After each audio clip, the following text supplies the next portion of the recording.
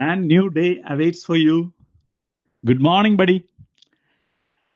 91 സങ്കീർത്തനത്തിനെ കുറിച്ചാണ് നമ്മൾ ധ്യാനിച്ചുകൊണ്ടിരുന്നത്, അല്ലെങ്കിൽ നമ്മൾ ചിന്തിച്ചുകൊണ്ടിരുന്നത് 2 ദിവസമായിട്ട്. നമുക്ക് അതിൻ്റെ അകത്തുനിന്നൊരു കാര്യം മനസ്സിലായി.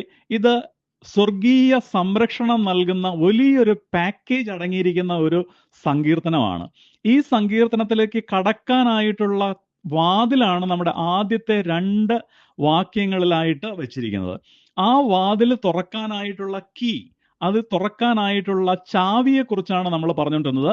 അവൻ അത്യുന്നതന്റെ സംരക്ഷണത്തിൽ വസിക്കണം, സർവശക്തന്റെ നിഴലിൻ കീഴിൽ പാർക്കുന്നവനായിരിക്കണം, കർത്താവിന്റെ സങ്കേതമാക്കിയവനായിരിക്കണം, കർത്താവിനെ കോട്ടയാക്കിയവനായിരിക്കണം, കർത്താവിനെ ഏത് കാര്യത്തിലും ആശ്രയിക്കുന്നവനായിരിക്കണം.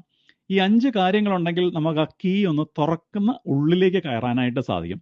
അങ്ങനെ കയറി വരുമ്പോഴത്തേക്കും 14-ാമത്തെ വചനം വരുമ്പോഴത്തേക്കും അവിടെ ഒരു കാര്യം, 2 കാര്യം പറയുന്നു. അവൻ സ്നേഹത്തിൽ എന്നോട് ഒട്ടി നിന്നാൽ ഞാൻ അവനെ രക്ഷിക്കും. സ്നേഹത്തിൽ ഒട്ടി നിന്നാൽ ഞാൻ അവനെ രക്ഷിക്കും, നിൽക്കുന്നതിനാൽ ഞാൻ അവനെ രക്ഷിക്കും. സ്നേഹത്തിൽ എങ്ങനെയാ ഒട്ടി നിൽക്കുന്നത്? പറ്റിച്ചേർന്ന് നിൽക്കുന്നത്. കാണുമ്പോഴൊരു ഹായ് പറഞ്ഞു പോകുന്ന രീതി അല്ല കേട്ടോ. ഒട്ടിച്ചേരുക, വിട്ടുപോകാതെ. വേറൊരു സന്തോഷം, അതൊരു പാപാവസ്ഥയിലുള്ള സന്തോഷമാണെങ്കിലും സന്തോഷം തരുമെന്ന് പറഞ്ഞിട്ട് ഈ സന്തോഷം വിട്ട് ആ സന്തോഷത്തിലേക്ക് ഓടിച്ചേരുകയും പിന്നീട് ഒരു ആവശ്യം വരുമ്പോഴത്തേക്കും വീണ്ടും വന്ന് ഇവിടെ ഒട്ടിച്ചേരുകയും ചെയ്യുന്ന ആ ഒരു മനോഭാവമല്ല. ഒന്നിനെക്കുറിച്ചും മറ്റൊരു സന്തോഷവും എനിക്ക് അത്രയും സന്തോഷം കിട്ടില്ല എന്ന തിരിച്ചറിവല് ഈ നിത്യമായ സന്തോഷത്തിൽ ഒട്ടിച്ചേർന്ന് നിൽക്കുന്നവർക്കുള്ള അനുഗ്രഹമാണ് കർത്താവ് പറയുന്നത്. അങ്ങനെ ചെയ്താൽ അവൻ നിന്നെ രക്ഷിക്കും. എന്തിൽ നിന്നെല്ലാം രക്ഷിക്കും? ശത്രുവിൽ നിന്ന് രക്ഷിക്കും, അപകടത്തിൽ നിന്ന് രക്ഷിക്കും, പാപത്തിൽ നിന്ന് രക്ഷിക്കും, ശാപത്തിൽ നിന്ന്, മരണത്തിൽ നിന്ന്, ഭീതിയിൽ നിന്ന്, നിന്റെ ടെൻഷനുകളിൽ നിന്ന്, നീ ഒറ്റയ്ക്കാണെന്നുള്ള ആ ഒരു അരക്ഷിത ബോധത്തിൽ നിന്ന്, എല്ലാത്തിൽ നിന്നും രക്ഷിക്കാനായിട്ടുള്ള ഒരേ ഒരു മാർഗമാണ് അവനോട് ഒട്ടിച്ചേർന്ന് നിൽക്കുക. എബ്രായ ലേഖനം 13:5 പറയുന്നു, ഞാൻ നിന്നെ ഒരിക്കലും അവഗണിക്കുകയോ ഉപേക്ഷിക്കുകയോ ഇല്ല. അല്ലെ, ഒട്ടിച്ചേർന്ന് നിൽക്കുന്നതിൻ്റെ ഒരു പ്രത്യേകതയാണ്. പുറപ്പാട് പുസ്തകം 33:11 പറയുന്നു, അവൻ ദൈവസന്നദ്ധിയിൽ നിന്ന് വിട്ടുപോകാതെ അവിടെ തന്നെ നിന്നു. എങ്ങനെ നിന്നു? റൂത്ത് തൻ്റെ അമ്മായിയമ്മ നവോമിയോട് ചേർന്ന് നിന്നതുപോലെ. കഷ്ടമാണ് എന്നുള്ളത് മുന്നിൽ കണ്ടു, ഒറ്റയ്ക്കാണ്, ഇവർ പ്രായമാണ് എന്നെല്ലാം കണ്ടിട്ടും അവര് തൻ്റെ ഭർത്താവിൻ്റെ അമ്മയെ ആ ഒരു വാർദ്ധക്യ അവസ്ഥയിൽ വിട്ടുപോകാതെ പറ്റിച്ചേർന്ന് നിന്നു. എന്തായിരുന്നു അതിൻ്റെ ഉത്തരവെന്നുള്ള, അതിൻ്റെ റിസൾട്ട് എന്തായിരുന്നുള്ളത് നമുക്ക് കഥ അറിയാം. ഏത് അവസ്ഥയിലും അവനോട് ഒട്ടിച്ചേർന്ന് നിൽക്കുക. എങ്ങനെ നമുക്ക് ഒട്ടിച്ചേർന്ന് നിൽക്കാനായിട്ട് സാധിക്കും? വിശ്വാസത്തിൽ ഒട്ടിച്ചേർന്ന് നിൽക്കണം, പ്രാർത്ഥനയിൽ ഒട്ടിച്ചേർന്ന് നിൽക്കണം. വിശ്വാസം എന്ന് പറഞ്ഞാൽ ഏത് സാഹചര്യത്തിലും മാറിപ്പോകാത്ത വിശ്വാസത്തിൽ ഒട്ടിച്ചേർന്ന് നിൽക്കണം. വചനത്തിൽ, സ്നേഹത്തിലൊക്കെ ഒട്ടിച്ചേർന്ന് നിൽക്കാനായിട്ട് സാധിക്കും. എന്തിനാ നമ്മളിങ്ങനെ ഒട്ടിച്ചേർന്ന് നിൽക്കുന്നത്? അനുഗ്രഹം കിട്ടാനാണോ? അതോ സംരക്ഷണം കിട്ടാനാണോ? അയ്യോ, അതൊന്നും അല്ല കേട്ടോ. അതൊക്കെ സെക്കൻഡറി ആണ്, അതൊക്കെ അതിൻ്റെ കൂട്ടത്തിൽ കിട്ടുന്നതാ. മെയിനായിട്ട് എന്താ?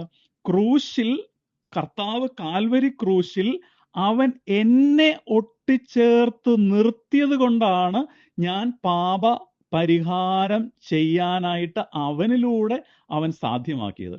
യേശു എന്നെ തൻ്റെ ക്രൂശിൽ എന്നെയും കൂടെ ഒട്ടിച്ചേർത്ത് നിർത്തി എൻ്റെ പാപത്തിന് പരിഹാരം ചെയ്തു. ആ ചിന്തയിലായിരിക്കണം ഞാൻ എൻ്റെ കർത്താവിനോട് ഈ ജീവിതത്തിൽ ഒട്ടിച്ചേർന്ന് നിൽക്കേണ്ടത്. അങ്ങനെ ഒട്ടിച്ചേർന്ന് നിന്നാൽ ദൈവത്തിൻ്റെ രക്ഷയും സംരക്ഷണവും ഉറപ്പാണെന്ന് മാത്രമല്ല, വിജയ ജീവിതവും നിത്യജീവനും. അതുകൊണ്ട് ഒട്ടിച്ചേർന്ന് നിന്നാലുള്ള അഷുറൻസ് ആണ് താഴേക്ക് പറയുന്നത്. ഇനി രണ്ടാമതൊരു കാര്യം, അവൻ സ്നേഹത്തിൽ എന്നോട് ഒട്ടിച്ചേർന്ന് നിൽക്കുന്നതിനാൽ ഞാൻ അവനെ രക്ഷിക്കും. അവൻ എൻ്റെ നാമം അറിയുന്നത് കൊണ്ട്.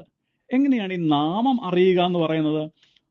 നാമം അറിയുക എന്ന് പറഞ്ഞാൽ ചുമ്മാ ഒരു പേര് അറിയുക എന്നുള്ളത് അർത്ഥമല്ല, അല്ലെ? നാമം അറിയുക എന്ന് പറയുന്നത് യേശുക്രിസ്തുവിന്റെ പേരെന്താണെന്ന് അറിയുക എന്നുള്ളത് മാത്രമല്ല. സങ്കീർത്തനം 9:10 പറയുന്നു, അങ്ങയുടെ നാമം അറിയുന്നവർ അതിൽ വിശ്വാസം അർപ്പിക്കും, അങ്ങ് അവരെ ഉപേക്ഷിക്കുകയില്ല.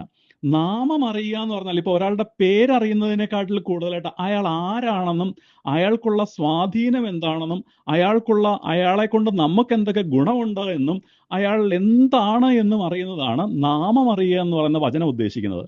അതായത് മത്തായി 6:9 വായിക്കുമ്പോഴത്തേക്ക് നമുക്ക് കാണാനായിട്ട് സാധിക്കും, അവൻ എല്ലാവരുടെയും പിതാവാണ്, സ്വർഗസ്ഥനായ പിതാവ്, എല്ലാത്തിൻ്റെയും അധിപനായിട്ടുള്ളവൻ, സൃഷ്ടാവായിട്ടുള്ളവൻ, രക്ഷയ്ക്കുള്ള ഏക നാമം, സർവ അധികാരമുള്ള നാമം. അതാണ് നാമം. ആ നാമത്തെ നീ ഒന്ന് തിരിച്ചറിയണം. അതാണ് അവിടെ ഉദ്ദേശിക്കുന്നത്, അല്ലേ?